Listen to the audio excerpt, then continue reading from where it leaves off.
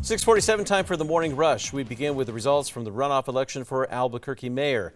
Incumbent Tim Keller has won his bid for a third term, defeating former Bernalillo County Sheriff Darren White. Keller came in with nearly 74,000 votes, beating White, who got over 54,000. The runoff was a fierce one, featuring heated debates on crime and the homeless problem in the city. Now to the two Albuquerque City Council races that were also on the line.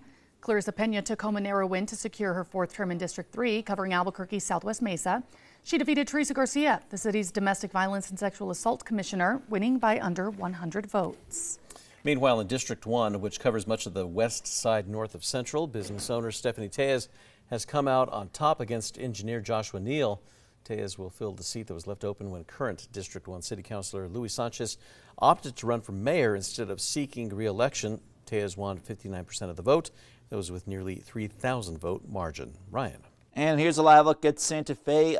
Seasonably chilly morning out there, 32 degrees with that wind at 14 miles per hour. It is feeling a little bit cold out there. And your real feel air temperature, well, we've been feeling around the low to mid 20s. 23, the real feel temperature.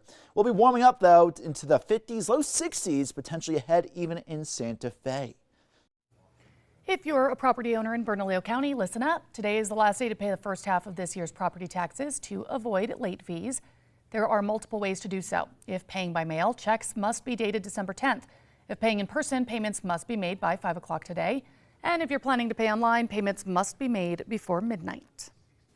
As state police continue to investigate an August homicide, they're turning to the public for help.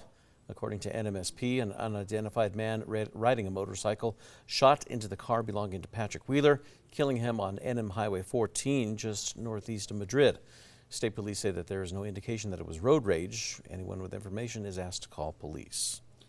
CYFD is requesting $422.3 million next fiscal year, which is about a nearly 5% increase. CYFD currently has 2,429 full-time employees and are looking to hire for 379 more positions.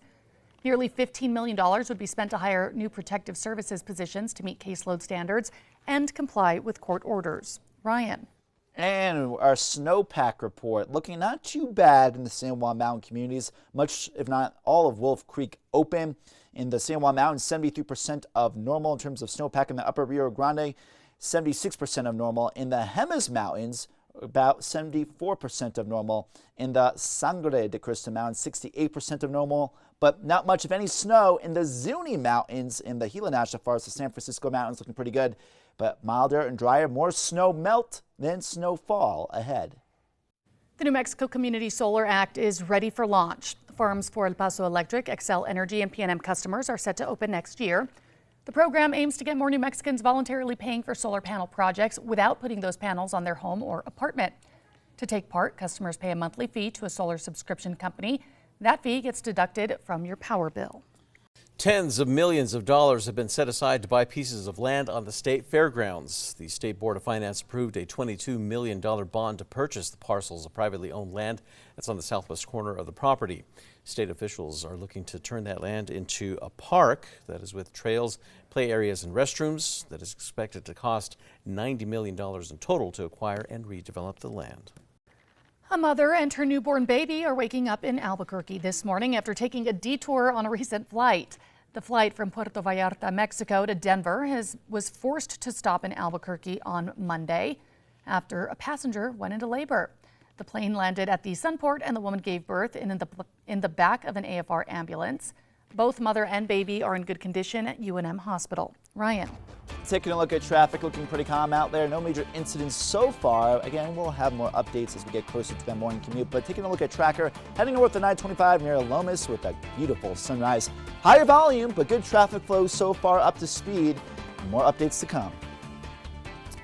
Tactical elves, they are on the job in Florida. Lee County Sheriff's deputies, they were joined by personnel from multiple fire departments.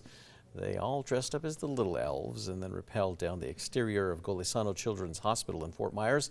That stunt brought Christmas magic to the patients who are spending the holiday season in the hospital. And now it's time for the 5 facts. At number 5, tens of millions of dollars have been set aside to buy pieces of land on the state fairgrounds. The State Board of Finance approved a $22 million bond to purchase the parcels of privately owned land on the southwest corner of the property. State officials are looking to turn that land into a park that is with trails, play areas, and restrooms that is expected to cost $90 million total. The news comes after the governor's office revealed 3 master plan concepts for the whole fairground property. And number 4, if you're a property owner in Bernalillo County, today is the last day to pay the first half of this year's property taxes to avoid late fees. There are multiple ways to pay. If paying by mail, checks must be dated December 10th. If paying in person, payments must be made by 5 o'clock today. And if you're planning on paying online, payments must be made before midnight. And at number 3, very mild, very dry, and a little bit breezy this morning. Up to 30+ mile per hour wind gusts from Clayton out to Hobbs. An air temperature now 49. Wow, in Albuquerque. Very mild conditions out there. 17 degrees right now in Alamosa. So very mild conditions this morning. Afternoon temperatures mostly reaching the 50s and 60s ahead, but more 70s will be in store tomorrow. And number 2, this morning we are getting a look at CYFD's budget requests for the coming year. CYFD is requesting $422.3 million next fiscal year, which is about a 5% increase.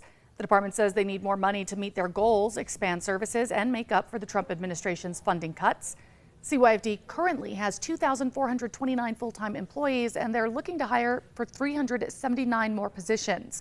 Nearly $15 million would be spent to hire new protective services positions to meet caseload standards and comply with court orders.